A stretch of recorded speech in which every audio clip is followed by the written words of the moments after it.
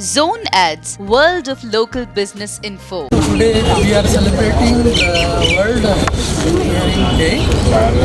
On this occasion, we along with the Telangana Speech and Audiology and Speech and Language Pathologists have conducted a walk on this necklace road.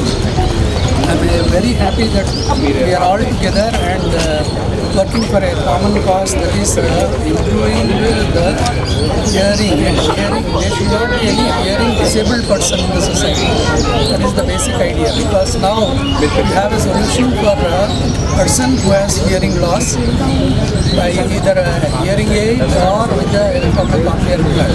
Earlier, what used to happen was we had only one solution, that is hearing aid, and now we have a solution for profound hearing loss. When hearing aids are not beneficial and the child is not developing his speech and language skills.